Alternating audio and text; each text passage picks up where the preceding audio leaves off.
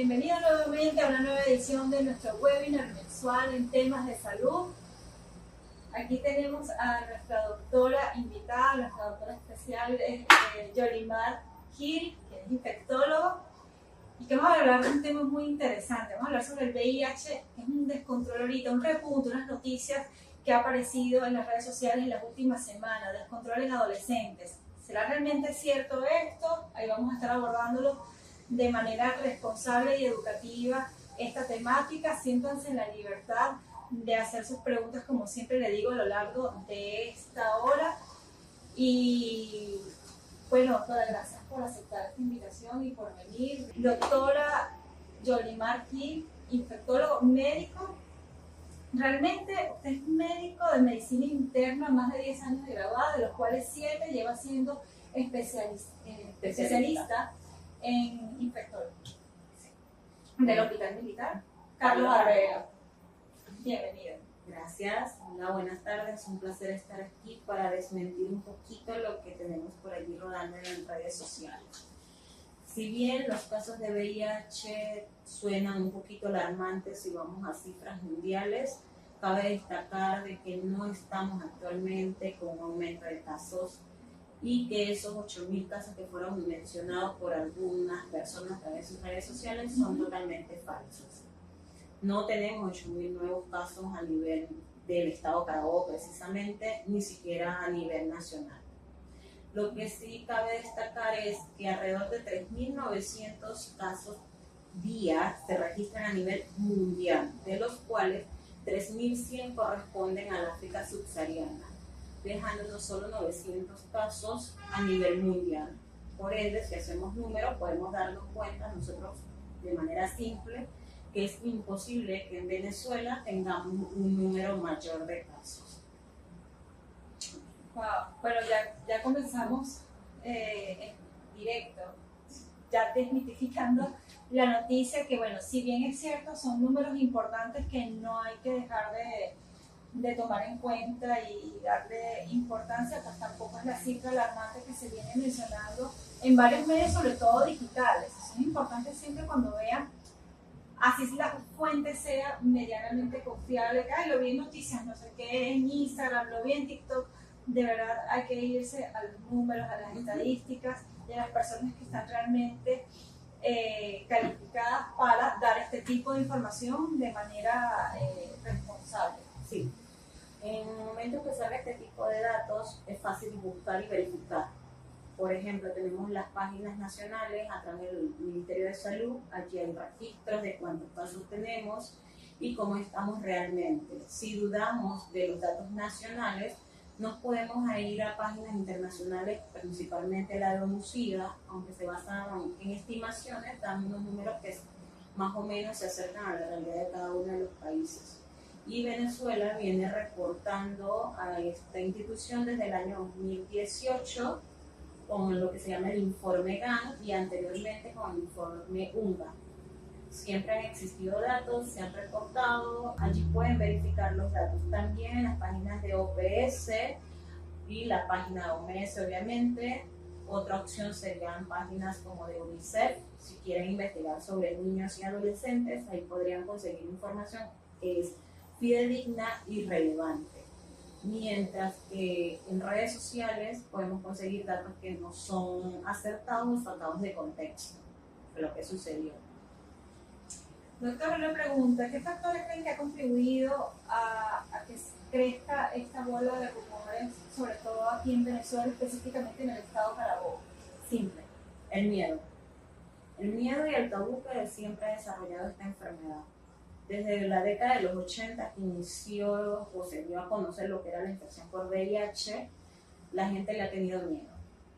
Y el miedo, como dicen en el estado, es libre. Lo que marca la diferencia es lo que hacemos frente a esto. Claro. Si bien es una enfermedad aparentemente altamente transmisible, cabe destacar que tiene vías claramente definidas. No es como, por ejemplo, el COVID o algún virus respiratorio, incluso la misma tuberculosis, que lo podemos adquirir con solamente estar en contacto con la persona en un espacio. El VIH no se transmite así, y allí es que disminuyen los números. Las vías de transmisión son las habituales: vía sexual, de la mamá al hijo si no está en tratamiento antirretroviral, o transfusiones sanguíneas si el paciente se considera un espacio en un periodo de ventana. Hay un riesgo que es mínimo, pero siempre se trata de disminuir estas probabilidades porque cada día las pruebas son más específicas. Okay. O sea, se puede decir que todavía en la sociedad hay mucho tabú sobre este tema, ¿verdad? Sí, demasiado. Y por eso es que también eso afecta, no sé si en los adolescentes, por esa falta de información o de apoyo de sus padres o de personas mayores que lo aconsejen, que lo guíen, y por eso es que a lo mejor se ha salido de control este tema. Sí. Los adolescentes, o todos hemos pasado por esa edad, siempre están experimentando, siempre quieren probar cosas nuevas, y no solamente desde el punto de vista sexual, sino también explorar con fiestas, explorar con un uso de algunas sustancias ilícitas que tienden a desinhibirlos. Claro. Y el adolescente tiene la otra desventaja, que es una persona altamente influenciable, tanto por su entorno como por adultos que estén a su alrededor. Si nosotros como adultos no los guiamos de una manera asertiva, cualquiera lo puede desviar del camino, por así decirlo. Nuestros adolescentes, gracias al sistema PRETA, tienen información a destacar. No es que ellos estén netamente desconectados, pero recuerden que en un aula de clase el adolescente está entre 4 a 8 horas. El resto de las 24 horas está con sus familiares directos. Si en la casa no hablamos de este tema y ellos lo van a ver en 1 o 2 clases, en 15 días lo va a olvidar, porque no está prestando suficiente atención, porque no es algo que sea realmente de su interés. Claro. Pero si en casa hace refuerzo constante. Sí. En el hogar, hablar del VIH, hablar de las infecciones de transmisión sexual, sí, porque sí, lastimosamente el VIH no es el que tenemos mayor número de incidencia de casos en el país. El mayor número de casos de incidencia en el país lo tenemos en otras patologías, como por ejemplo sífilis, gonorrea, VPH. Esos casos sí han ido en aumento en comparación con el VIH. Es más, se estima que por cada 12 adolescentes a nivel mundial, 1 se diagnostique con VIH y 7 a 9 con sífilis o gonorrea. Si vamos a números, es bastante alto. Sí. ¿Y a cuál le estamos teniendo miedo? Al VIH. Al VIH, por el tema es como un estigma. Y sí. Porque creo que al principio, bueno, no sé si todavía, y me corrige, es una pandemia. Depende de las definiciones. Si hablamos de pandemia, en realidad es un caso detectado o un aumento de casos detectados en cada uno de los países que tienen nuestro planeta. Pero si decimos que el VIH es una pandemia, también tendríamos que decir que la obesidad es una pandemia, que la hipertensión es una pandemia, o que la diabetes es una pandemia. Porque por lo menos hay un individuo en cada cuadra que vive con alguna de estas patologías. Y no lo definimos como pandemia. Entonces, quitemos eso de pandemia de VIH, porque solamente vamos a generar ese estigma y más miedo. Y cuando hay miedo, cometemos más errores. Claro, rechazo de acciones que no contribuyen a sobrellevar esta enfermedad. Bueno, este virus. Doctora, ¿cómo afecta el VIH en la vida del adolescente? Depende de cómo lo presentemos. Si hablamos de un adolescente no VIH, que inicia la enfermedad en la adolescencia, tiende a ser un poquito más receptivo con el tema, porque probablemente ha escuchado a sus pares o ha escuchado a un adulto. Se puede abordarse con mayor facilidad la explicación, porque esto se obtuvo probablemente a través de la vida sexual. El adolescente lo que hay es que guiarle y explicarle que si bien tiene una enfermedad actualmente, esta enfermedad se puede tratar, no la podemos curar hasta los momentos, pero sí tratarla, que tiene que tomar unas medidas para disminuir la probabilidad de que él le transmita el virus a sus nuevas parejas sexuales, y a su vez la importancia de que se adhiera a un medicamento antirretroviral, que esto es lo que va a mantener el virus controlado. Si lo ponemos en el contexto de un niño que nació con VIH, aquí la situación es un poquito más difícil, porque no solamente tenemos que analizar el contexto del adolescente, sino también el contexto familiar. porque eso significa que mamá tenía VIH, Claro. o que el bebé fue víctima de un abuso sexual, o que esta criatura recibió una transfusión sanguínea. Recordemos que las pruebas de VIH actualmente han disminuido el periodo de ventana, pero antes nuestro periodo de ventana era de 3 a 6 meses. O sea, si una persona adquirió una infección por VIH reciente iba y donaba sangre, había un riesgo de 3 a 6 meses de que pudiera tener VIH. Ya esto, gracias a Dios, lo hemos recortado a 7 días. Pero estamos hablando de adolescentes actuales. Esto pasó hace entre 12 a 15 años atrás. Ok, entonces, ¿Cómo lo vamos a abordar? Porque va a haber un sentimiento de culpa mayor al que vemos en el adolescente que lo adquirió a través de relaciones sexuales. Va a haber un sentimiento de odio o de rechazo hacia claro. la sociedad y hacia sus familiares. Porque a mí, porque yo, porque me insistes. Que como mencionamos, o sea, si bien el adolescente tiene información, él sabe que hay medidas como prevenir, él sabe que mamá pudo haberlo evitado, pero estamos hablando de años atrás. Sí, se siente como que hubo un engaño de fondo. Exactamente. Entonces, tomé durante toda mi vida un medicamento que yo no sabía para qué era. Ahora que lo sé, estoy en una etapa donde quiero explorar y me dicen, no puedes hacerlo o no debes hacerlo. Obviamente se va a revelar. Claro, La adolescencia es la de las revelaciones. totalmente. Y la edad de las hormonas. Claro. Entonces, ¿cómo controlas ese ¿Cómo cóctel? controlar? Es una Claro. bomba de tiempo. Son dos situaciones diferentes. Lo que sí es que no se quiere que estas revelaciones se hagan en compañía de un adulto de confianza del niño o adolescente y un psicólogo o psiquiatra que los ayude a navegar sobre esta experiencia. Porque si para un adulto es bastante difícil, para un adolescente puede significar una carga.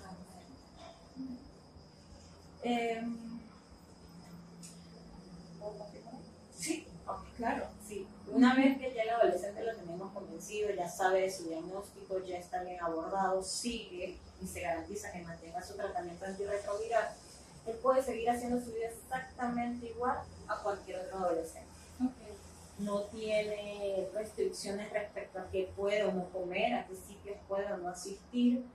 Incluso hay una ley que los protege y dice que este adolescente puede desarrollar todas las actividades exactamente igual al resto de la población. Incluso no se debe hacer revelación a menos que el adolescente por voluntad propia lo haga a un compañero, a un profesor. Sí, es hacerlo público. No se dice absolutamente nada porque, como mencionábamos al principio, en nuestro país continúa el tabú y el estigma contra las personas que viven con VIH. Claro, totalmente. A esta altura, por ejemplo, personas que practican natación, por decir algo, va a compartir la piscina Y sabemos que no, son muchos mitos. o no vamos a la playa con fulanito porque nos puede contagiar El VIH o no tomo agua en el mismo envase. El baño incluso. Hubo un estado que los profesores al enterarse que una de las criaturas vivía con VIH tenían un bedel que se quedaba al lado de la puerta cada vez que este niño entraba al baño y salía, el bedel entraba inmediatamente y desinfectaba la zona. Qué incómodo. Es incómodo, es desagradable Sí. y eso solo muestra miedo y desconocimiento. Y rechazo.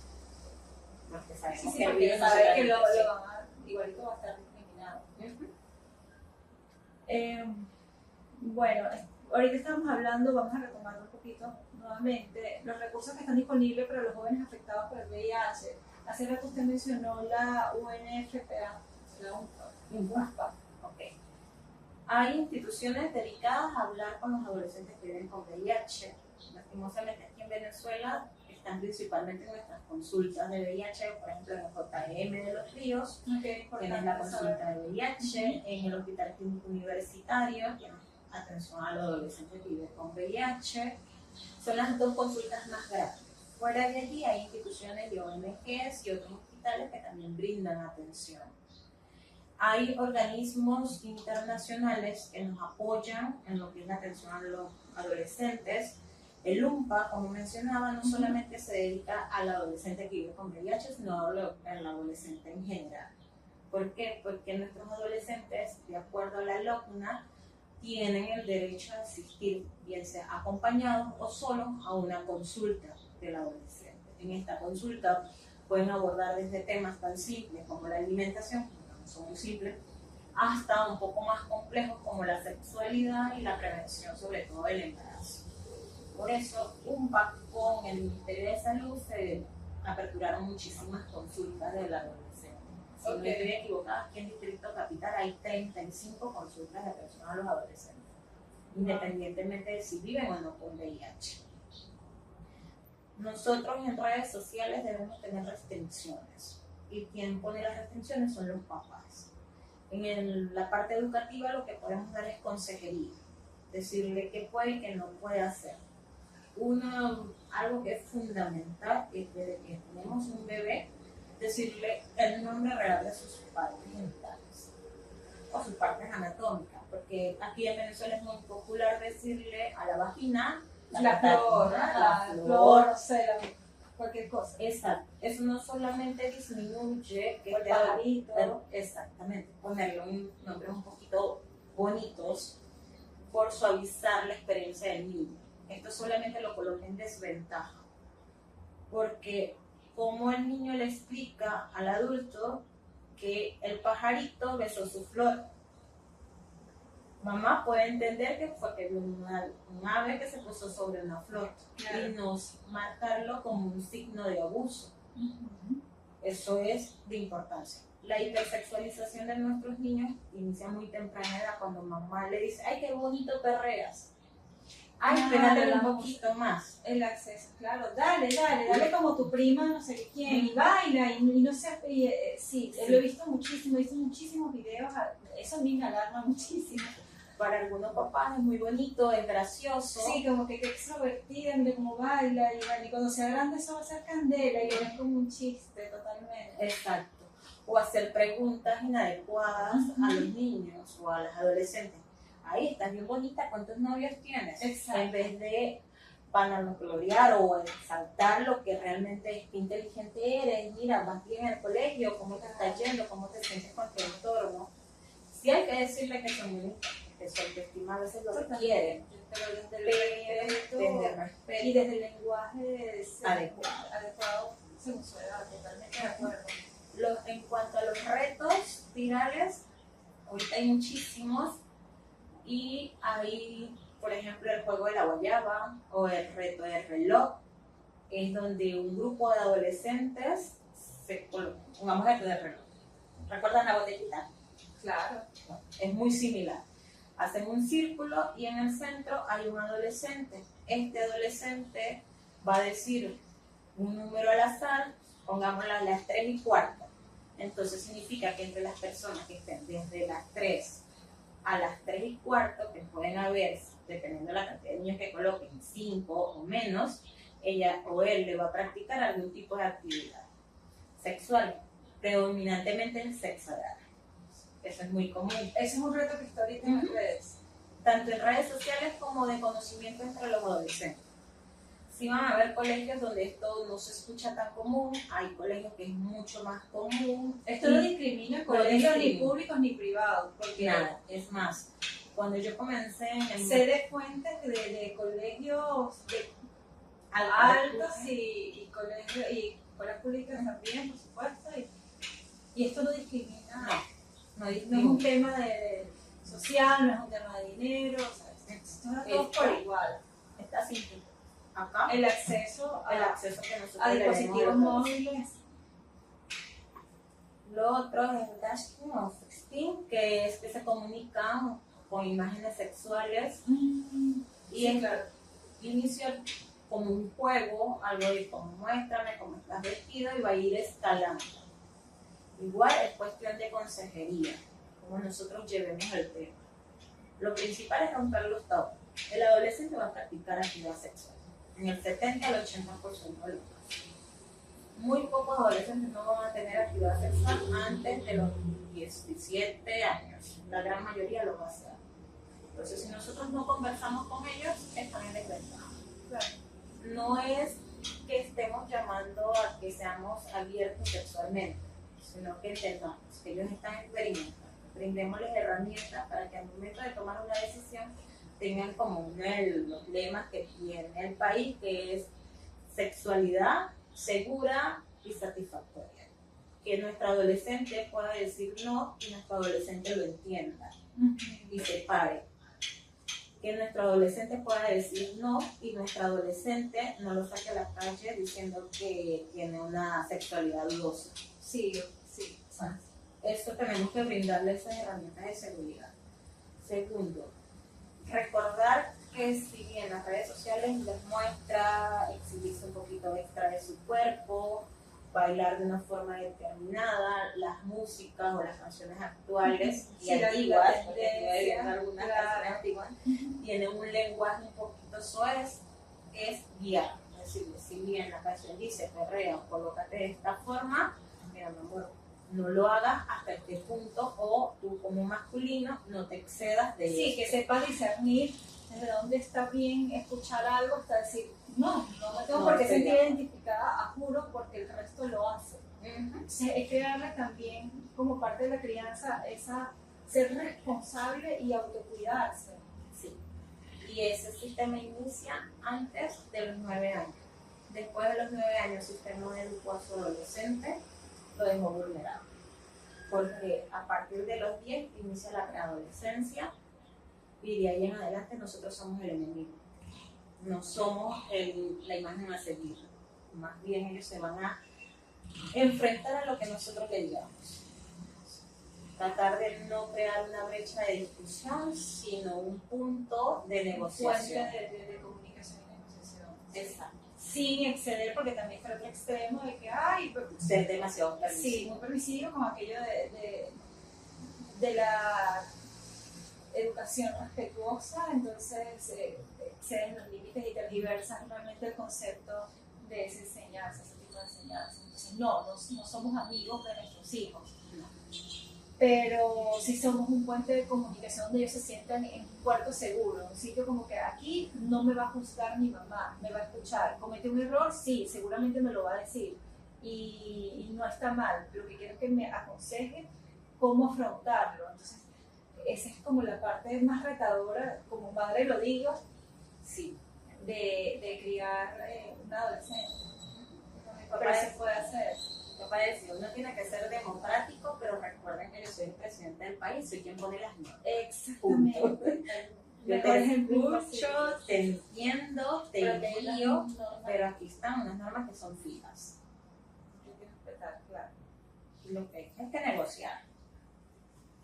Bueno, hablemos sobre la educación sexual integral. Bueno, vamos a continuar porque ya nos anticipamos en el tema. ¿Por qué es crucial la educación sexual integral en las escuelas? ¿Y consideras, aquí te lo pregunto, consideras que sí se está llevando a cabo un buen plan de educación sexual en las escuelas o todavía hay una brecha que cerrar en ese sentido? Todavía hay una brecha que cerrar y la brecha la han creado los padres. Los mismos padres. Sí, porque cuando a veces, y lo digo por experiencia propia, hace aproximadamente año y medio, para el Día Mundial del VIH va a la escuela, que ya se acerca, va a ser ahorita el 26 de mayo, los papás que fuimos, un colegio en específico, se fue a abordar para hablar sobre la importancia del uso del preservativo. Sí, los adolescentes van a tener prácticas sexuales, lo que tenemos que hacer nosotros es guiarlos. Cuando fuimos y se hace la presentación de lo que vamos a explicar, qué es el VIH, cómo se previene y cómo se usa el preservativo, y estoy hablando de adolescentes entre tercero y quinto año, no eran siquiera preadolescentes, eran adolescentes formales, preadultos, como decía uno de mis amigos. Exactamente. Los papás pasaron una queja a la institución, al director, porque el director solicitó obviamente los permisos, porque no es que vamos a llegar al colegio, aquí estoy yo. Y los padres, entonces, se suspendió la actividad y se trasladó a otra institución, que si fueron un poquito más receptivos. ¿Qué observamos nosotros de esta experiencia? Que la mayoría de los adolescentes tenían en sus carteras un preservativo. Las niñas, las adolescentes que ya hablaban abiertamente de su sexualidad, decían, sin gorrito yo no lo hago, o sin esto yo no estoy haciéndolo. Yo no lo voy a hacer con una persona X. pero significa que los adolescentes están teniendo enfoque. Significa que parte de lo que se hace a través del sistema PRETA, que es un programa que lleva tanto al Ministerio de Salud como al Ministerio de Educación y al Ministerio de la Mujer, su origen fue en el año 2018-2019, es relativamente reciente, y nació como medida de prevención del embarazo precoz. Actualmente tiene varias aristas, dentro de esta es la prevención de infecciones de transmisión sexual, y estamos llegando a los adolescentes, pero si en casa, insisto, no reforzamos, no vamos a ver una mejoría. ¿Será por esa brecha generacional que hay entre algunos padres? Es Puede que ser. hay como, creo que estamos viendo como dos extremos, porque Sí. no es así, del que es como muy liberal y perreo con mi hijo y nos tatuamos juntos y hacemos, o sea, como que no hay Y el que límite, no. y el que no le hables de educación sexual a mi hijo, porque para eso no se habla, eso no se toma, eso Son tabú porque me lo están incitando, porque le lo están están incitando, exacto. y no tiene nada que ver. Lo que hacemos es un llamado siempre a la abstinencia, pero si lo vas a hacer, tienes estas medidas preventivas. ¿Qué otra medida hablando de medidas preventivas? Hay cosas que no aplican todavía en Latinoamérica. Creemos. que O no- creemos, ¿sí? Okay. La adolescencia es un submundo. Todo lo que lo vivimos sabemos que se maneja una forma de expresarnos totalmente diferente a cómo nos expresamos con los adultos o con los niños. Estos desarrollan sus formas de comunicación, hay retos o experiencias que viven, Que se han globalizado. que se han globalizado y las redes sociales lo han aumentado. La comunicación entre pares ha hecho que todo sea como más visible. La única forma de nosotros demostrar o ayudar a nuestros hijos a no caer en la presión social es la base que le hayamos dado. Insisto, y esto no es algo que me haya dicho un psicólogo, porque mi papá no era psicólogo ni nada que ver con la salud, pero sí mantenía eso, decía, si usted no crea un buen hábito entre los 0 y los 9 años, no pretenda corregirlo en la adolescencia, porque el adolescente va a retar las normas. El adolescente va a creer más en su igual, pero si usted le mostró desde un principio a ser seguro o segura de sí mismo, a autorrespetarse, por más presión social que haya a su alrededor, muy difícilmente se va a desviar o caer en esa tentación. Sí van a haber adolescentes que van a ser presionados, por ejemplo, con la sexualidad, que le preguntan, ¿tú todavía eres virgen y tienes 16? Van a morir virgen. Van a morir Y virgen. apenas tienen 16 años. ¿Te vas a quedar para vestir santo? Sí. O en el Sí, varón, muchas ¿tú estás seguro que a ti te gustan las mujeres y no te gustan los hombres? Y tú con ese cuerpo y no facturas. no la palabra. facturado. Y lo que nuestro adolescente, si está bien conservadito, o su interior, o su autoestima, o como lo queramos llamar, amor propio, puede decir sí, entiendo que sí, me gusta, por ejemplo, a mí me gusta Manuel, pero eso no significa que yo tenga que tener relaciones sexuales con Manuel porque no me siento cómoda, considero que no estoy lista o no me siento preparado para una actividad sexual. Claro. Si no lo quiere decir verbalmente a su compañero, puede simple y llanamente mostrarle como que una... Sí, o a veces hasta por Una- presión de que, bueno, si no lo hago yo, va a venir fulana que también le gusta y Y sí, se lo va a quedar. Y se lo va a quedar. Entonces, esa presión hace como que, bueno, sí, se entregó, pero Por presión. Entonces, en casa, mantener siempre, decir, usted puede hacer lo que consideres correcto. Yo te brindé las herramientas suficientes para que tú pudieras discernir entre lo bueno y lo malo. Pudieras tomar unas decisiones ajustadas a tu personalidad y no por lo que otros te sugieran. totalmente. Como le decían a uno cuando era pequeño, si tu Sí, amigo se lanza por el puente, claro, tú te vas a lanzar. Totalmente. Ninguno. Ahorita yo no estoy siguiendo aquí como el orden porque es que el tema está muy interesante, no sé si que también es una mamá adolescente y pues te vienen muchas preguntas a la cabeza.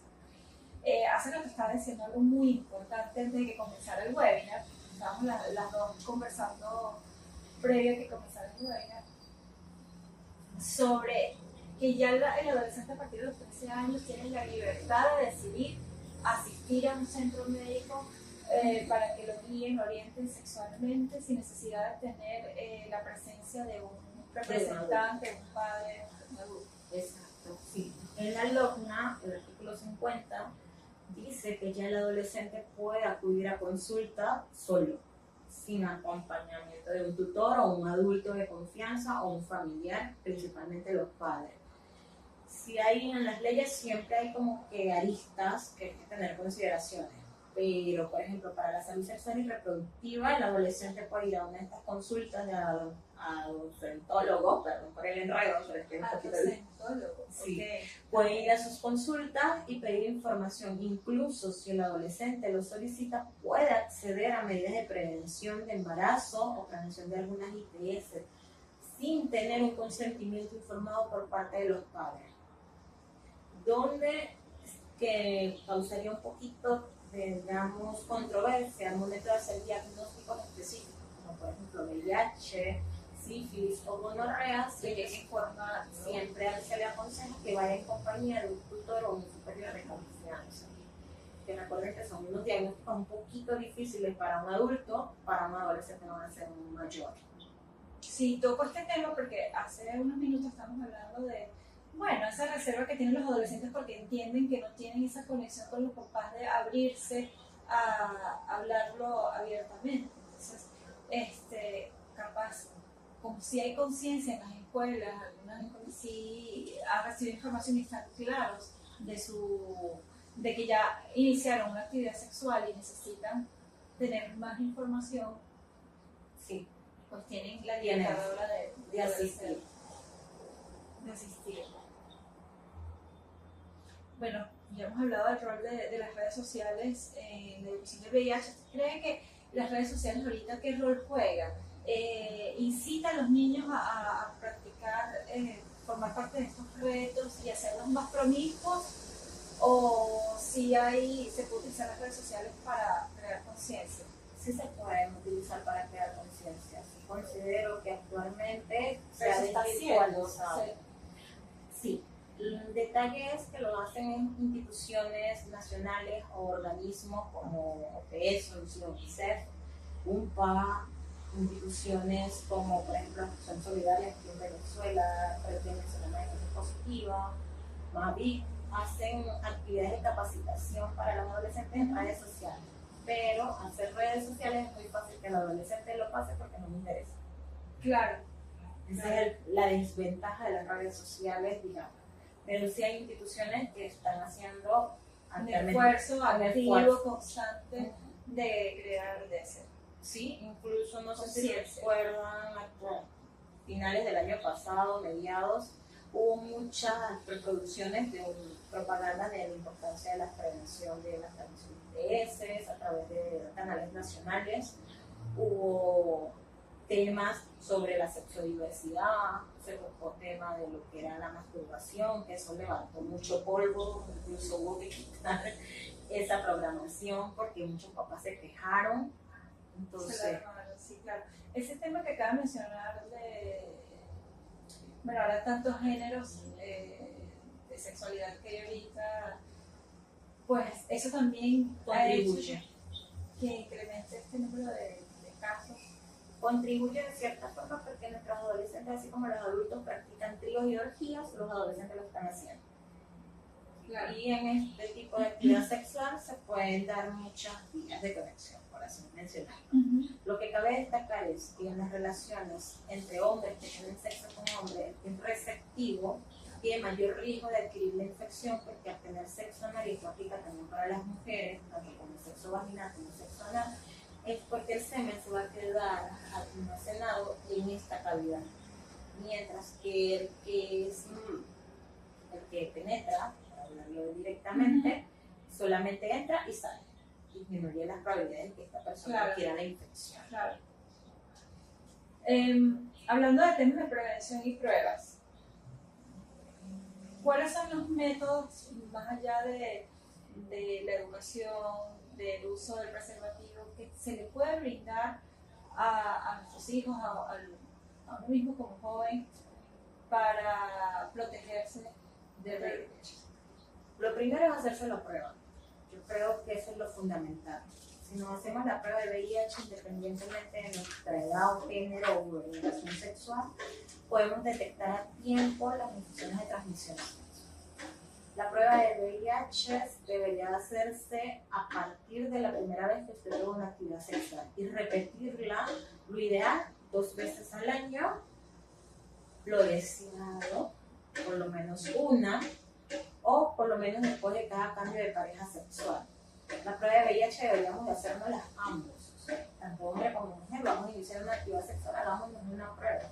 Esto no significa que esté desconfiando de mi futura pareja, Claro. significa que me quiero, que me protejo y que yo pongo las normas porque quiero mi cuerpo. Si la persona se niega, porque está en todo su derecho en decir no, yo estoy también en todo mi derecho de decir, pues sigamos con preservativo o pues no tengo relaciones sexuales contigo. Esa es una opción. Después de allí vienen medidas preventivas, como yo menciono, el condón va a ser siempre la principal. Pero existen también algunas vacunas para algunas ITS, por ejemplo, tenemos la vacuna para la hepatitis B, que está, gracias a Dios, en nuestro país es obligatorio dentro de la tarjeta de vacunación de nuestros niños. Se coloca la vacunación contra la hepatitis B porque la hepatitis B es una infección de transmisión sexual. Claro. Tenemos el VPH, que es el virus de papiloma humano. Existen 2 vacunas. En el país actualmente están en el sistema privado, no la tenemos tan accesible en el sistema público, pero sería una muy buena opción. ¿A qué edad debo colocar esta? Entre los 9 y los 14 años sería la edad ideal. Es donde esperamos que tanto los adolescentes como las femeninas no hayan iniciado actividad sexual. ¿Y qué va a hacer esta vacuna? Me va a prevenir no solamente que desarrolle lo que conocemos popularmente como las verruguitas en el área genital, o en cavidad oral o en las manos, Claro. sino que me va a proteger contra los principales serotipos que son pro-oncogénicos, es decir, que pueden predisponer a mi hijo a un futuro cáncer. Sí, el cáncer de cuello uterino. Lo Entonces, hemos hablado mucho en grupos PASMED y aquí abro la pausa de la vacuna Gardasil 9, precisamente porque cubre los 9 serotipos de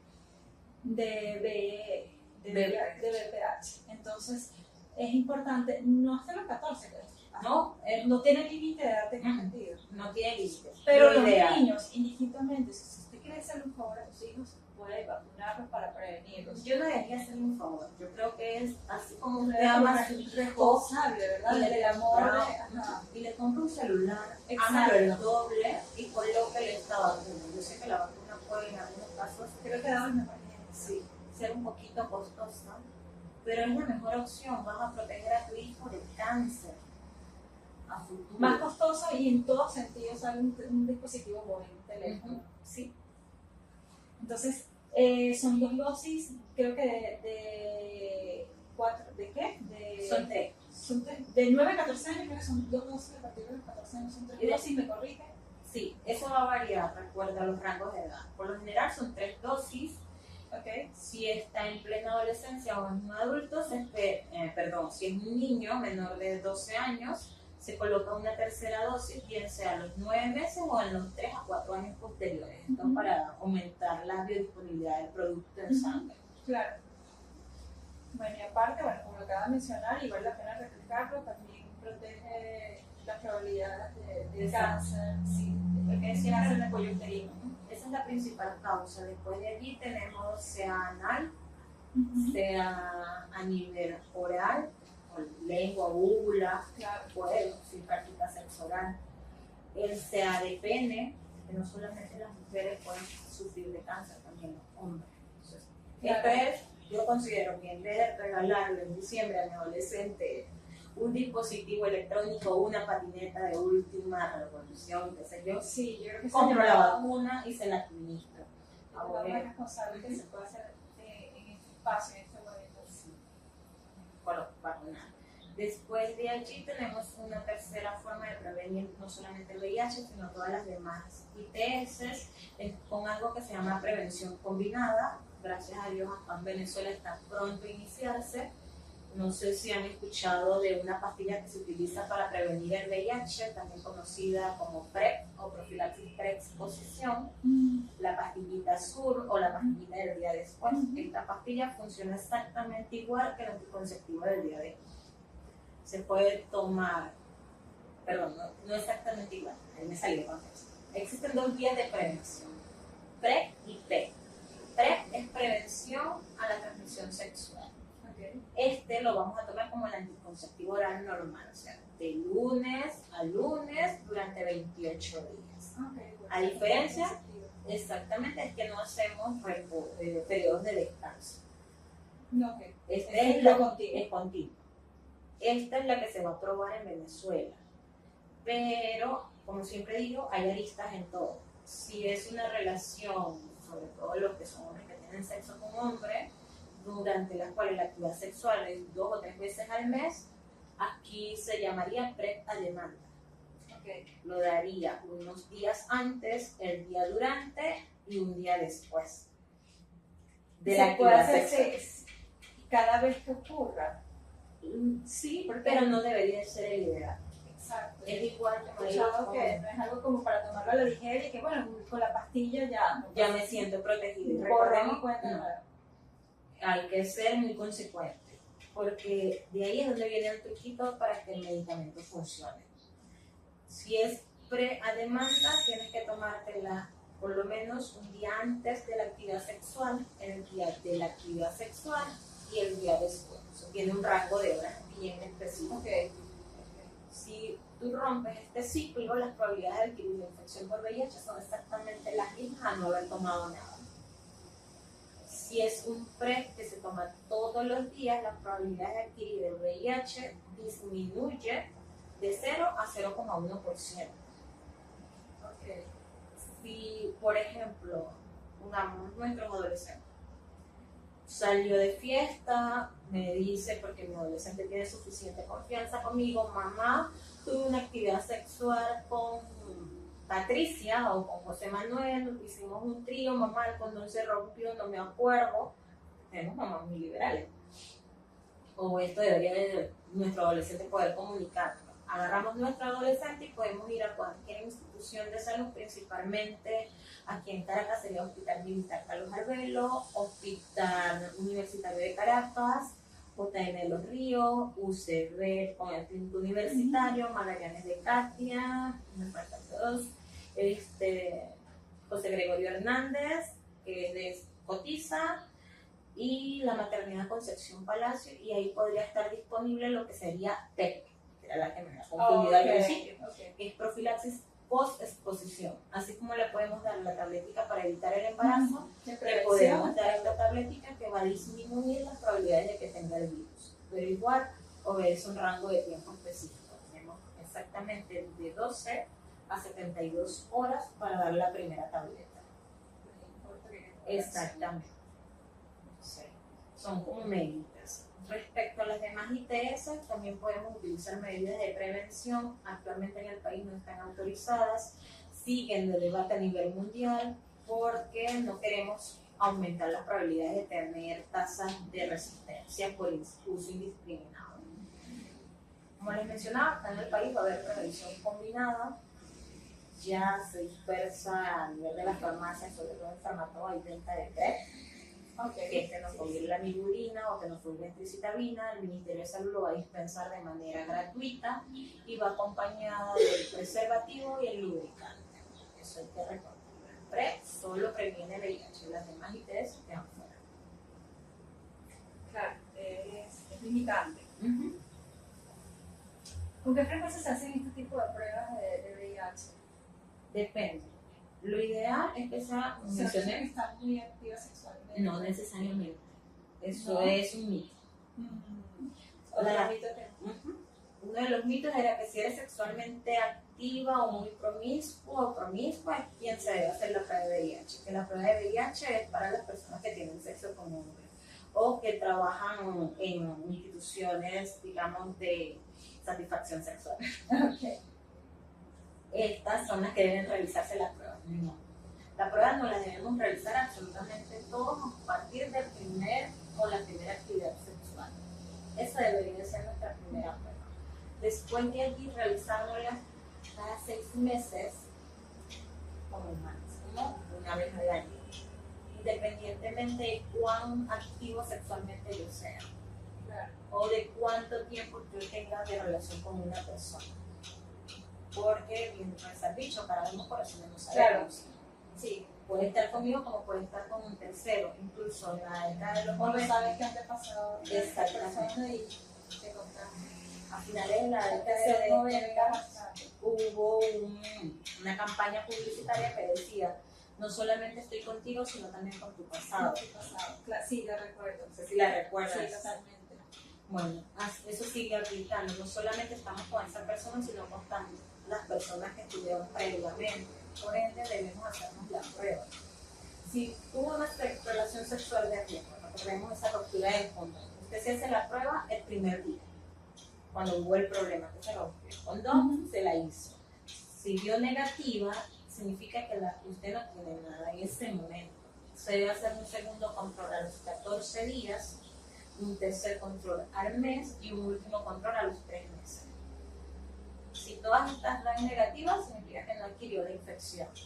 Claro. Pero si alguna me da positiva, significa que con alguna de las personas que tuve previamente existe una probabilidad de que haya adquirido la infección por VIH en ese momento también. Bueno, continuemos hablando sobre el impacto psicosocial del VIH en los adolescentes. ¿Cómo cree que afecta el diagnóstico del VIH en la salud mental de un adolescente? Yo creo que hace rato sí había mencionado sobre eso. Sí, es un hecho catastrófico. El adolescente va a ir desde 2 puntos: de un sentimiento de culpa y de querer literalmente morir por la enfermedad, hasta un sentimiento de odio o sed de venganza. Esto suicidio, inclusive en el peor de los panoramas. Sí, el primero, ese que se siente desbordado y que cree que debe morir por esto, es el que tiene mayor riesgo de suicidio. Mientras que este otro va a aumentar su actividad sexual. Porque así como me lo contagiaron o me lo transmitieron a mí, que es la palabra correcta, yo se lo voy a transmitir a todos. O como lo usan, así como me lo pegaron, se lo pego a cualquiera. Y no es el deber ser. O sea, hay que tener medidas de contención. Otro mito. Perdón, continúa. Y tenemos el adolescente que está en el medio, que no nos va ni para acá ni para acá. Este es el que nosotros le tenemos más temor, porque es el 70% de los casos que se va a suicidar. Porque se va a reservar tanto su diagnóstico, se va a enclaustrar, no lo va a conversar con absolutamente nadie. Si a eso le agregamos que es un adolescente con una conducta o una orientación hacia la homosexualidad o la bisexualidad, el entorno de esto es tu culpa, yo te lo advertí, por eso es que estás así, yo te dije que no estuvieras con fulanito, y si es una femenina y andaba experimentando con varios adolescentes, entonces eso te pasó eso es tu responsabilidad, vistes, esto hace que el adolescente se calle el diagnóstico, no va a estar llorando, te lo puedo recuperar, no va a estar odiando y lo puedo contener, claro, y se va a ir a un precipicio. Entonces, cuando se haga el diagnóstico, lo principal es educar, contener al adulto de los comentarios inadecuados. No sé si han escuchado eso de comentarios pasivo-agresivos, de ay, viste, mami, yo tanto que te había dicho que te cuidara. Eso es un comentario pasivo-agresivo. Claro. Y mira, ya lo mira, como que ya lo estás sentenciando de que va a morir. Exactamente. Y es lo más... ¿VIH es igual a muerte? No. Eso fue en la década de los 80. Por favor. Actualmente, una persona que vive con VIH puede cumplir los 90, 95 años y morir por un SB o por hipertensión arterial como cualquier otro individuo y no guardar relación con la enfermedad por VIH. Es más, en nuestro país la mortalidad por VIH es bajísima. Claro. Muy, muy baja. Y por estadio SIDA, que es la que dice que de eso se va a morir, es aún más baja. Y no solamente en Venezuela, sino a nivel mundial. Y esto es gracias al tratamiento antirretroviral. No se te acaba la vida. No es que no vas a poder tener pareja, no te vas a poder dar un beso con alguien jamás. Es como es romper el estigma. O sea, hice el diagnóstico en el adolescente o en la niñez. Una vez que hago el diagnóstico, decirle, de esto no te vas a morir a menos que tú quieras. Tienes estas opciones de tratamiento. Puedes hacer tu vida con normalidad. puedes tener hijos a futuro si así lo deseas y tu bebé va a nacer totalmente sano, porque hay medidas de prevención, siempre y cuando te tomes tu medicamento. Bien. Si no tenemos un buen lenguaje o no nos sentimos lo suficiente cómodos hablando con el tema, hagan como, y siempre voy a poner de ejemplo a mis padres, porque son mis referentes, mi amor, ok, ya pasó, no hay problema. Ahora vamos donde la doctora Guzmán, que ella te va a explicar y vamos a ver qué hay que hacer. ¿Dónde lo vamos a abordar Exacto. juntos? Es muy importante Es el apoyo en fundamental. familia. Y que sí, reciban todos herramientas psicológicas, afortunadamente como familia, para poder saber cómo superar y afrontar La una situación así. Porque es que también tenemos al papá o a la mamá o al hermano de es mi culpa si yo le hubiese dicho, si yo no lo hubiese dejado ir, si yo Es le tu, hubiese... es tu culpa por darle permiso, ver lo que te decía, entonces ahí van todos esos comentarios. Exacto, y nadie tiene la culpa. Lastimosamente el VIH es como la gripe, está allí, no la podemos obviar, lo que podemos es brindar herramientas para prevenir, más nada. Y es una ruleta rusa, así como le toca al pobre, le toca al rico, así como le toca al adulto, le toca al niño. Lo importante es prevenir. Y si se hace el diagnóstico, guiar, acompañar y saber que la persona con VIH te puede besar, te puede abrazar, puede acostarse contigo en el mismo espacio, puede comer de tu mismo plato, puede llorar sobre tu hombro y no te va a transmitir el virus. Lo único que te puede transmitir es amor, más nada. Eso es lo importante de este espacio, que personalmente me llena de mucha satisfacción estos jóvenes, porque es un espacio para educar, para crear conciencia. Y todavía, a esta altura, como bien dice usted, de los 80 quedan muchas personas con esas creencias que vienen arrastrando y transmitiendo a generaciones futuras. Entonces hay un choque ahí de educación. Entonces, claro, aquí hay muchas personas adultas, yo sé que muchas sí saben, otras a lo mejor lo están dudando, a lo mejor espero que no, pero si hay alguien que está atravesando por un proceso así, pues Estamos para ayudar. estamos. ¿Qué consejos darías para manejar el tema de la ansiedad, la depresión, aparte, o sea, como para terminar de complementar estos consejos que estamos hablando? En el adolescente con VIH, Sí, y sus familiares. siempre lo respiren. El primer paso es respirar, calmarnos y enfocarnos. Ayudar al adolescente a ver que si bien tiene un diagnóstico que ahora va a vivir con una enfermedad, su futuro sigue siendo el mismo. Si él quiere ser médico, si quiere ser abogado, su futuro sigue estando allí. Aconsejarle que no se está parando el mundo sigue girando, que pueden seguir haciendo su vida. Puede llegar hasta Puede llegar infinito y puede llegar a ser abuelo. a la luna si lo desea y lo puede. Solo le toca esforzarse en estudiar, más nada, porque el VIH no le va a prohibir absolutamente nada.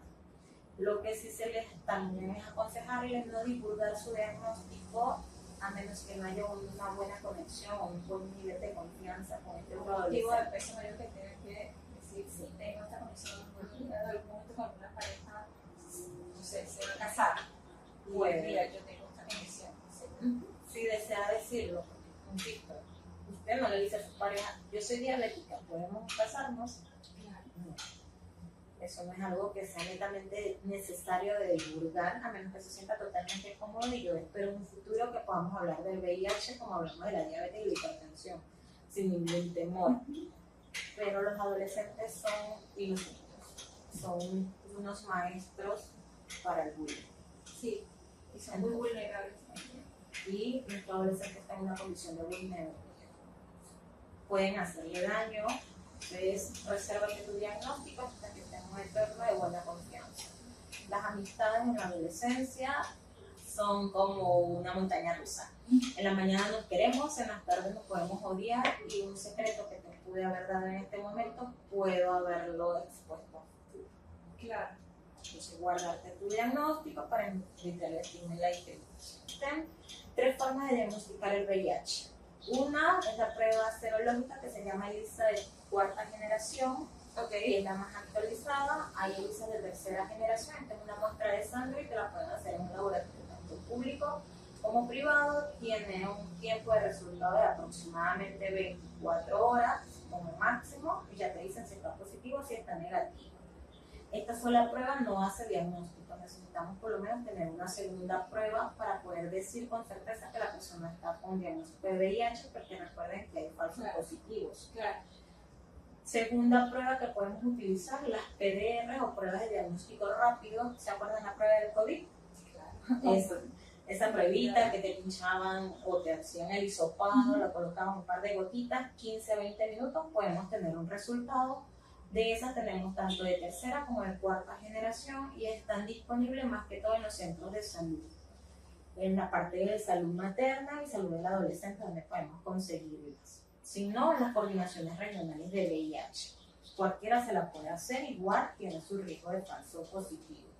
Necesitaría, si estas dos están positivas, hago el diagnóstico. Okay. Si alguna está negativa, debo realizar una tercera. Para hacer un descarte definitivo. Y la tercera forma de hacer el diagnóstico de VIH es con una prueba que se llama PCR para VIH. Y esta la hace actualmente el Instituto Nacional de Higiene como un centro regulador, pero algunas instituciones privadas la tienen disponible.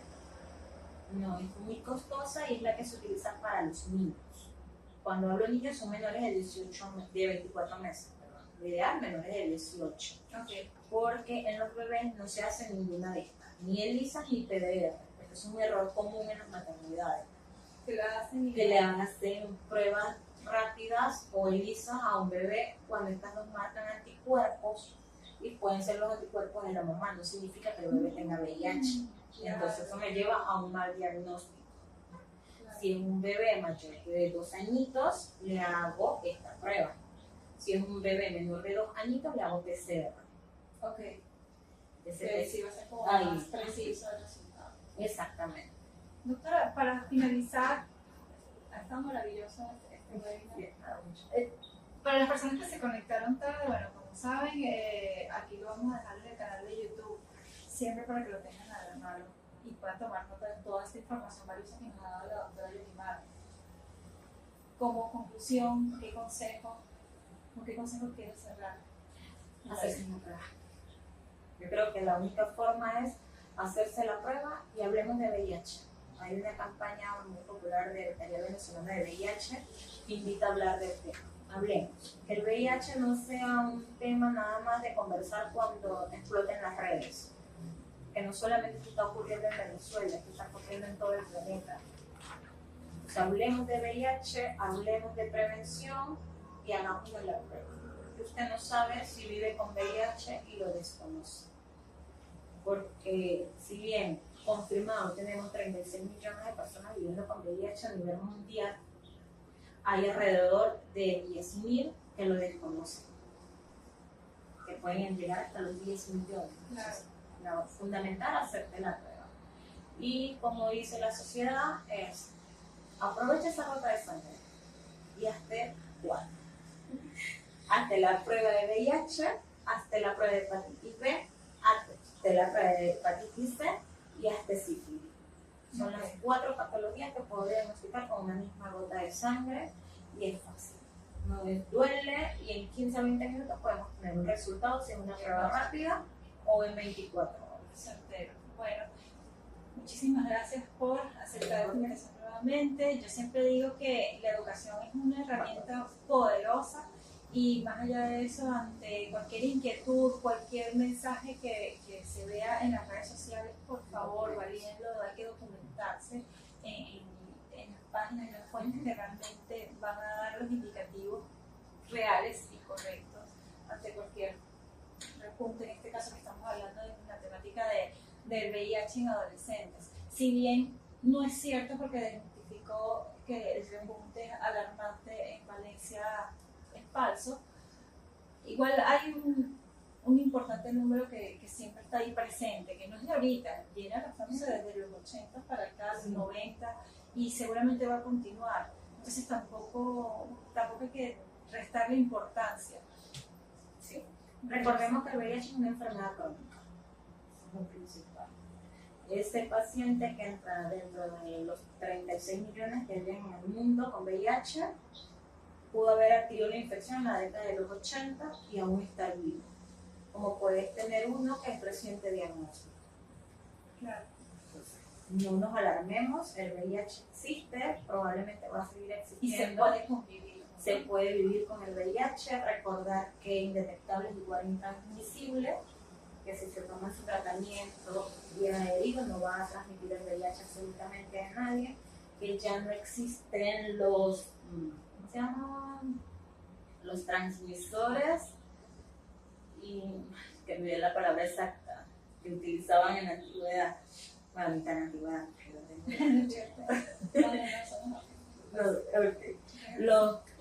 vivían en dos grupos, el que vivía con VIH y el que se moría por VIH porque lo estaba, y entonces decían que el que transmitía mucho el virus vivía más que el que no se lo transmitía a nadie.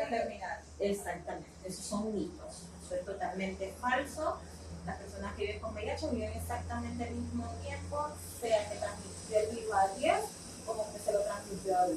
Aquí lo fundamental es el tratamiento antirretroviral. Respecto a cómo se diagnostica el VPH hay dos vías, que es la visualización directa de las lesiones, esto lo puede hacer tanto el ginecólogo como el urólogo, y la siguiente forma de diagnóstico es de laboratorio, principalmente las PCR, biopsias o las serologías tienen muy poquito rendimiento diagnóstico. Aquí igualmente se están realizando mayormente las PCR y las biopsias. Tengo un consejo a las mamás y a las mujeres: hacerse su citología es fundamental, independientemente de la actividad de pareja o el número de parejas sexuales. Haga su citología, si es menor de 35 años, por lo menos una cada 2 a 3 años. Si es mayor de 35, ya tiene que acercar un poquito el número y va a variar si ha tenido o no una infección de transmisión sexual. En los hombres, sobre todo en los que tienen sexo con hombres, hay la citología anal, así como se le hace a la mujer, también se le puede hacer al hombre y podemos hacer diagnóstico. Y esto no solamente se hace en el hombre que tiene sexo con hombres, sino también en el hombre heterosexual. Lo que pasa es que es un tabú, sigue siendo todavía tabú, bueno, pero poco a poco ahí nos va poniendo su granito de educación. Bueno, ahora sí nos despedimos, muchísimas gracias nuevamente por acompañarnos, hasta la próxima.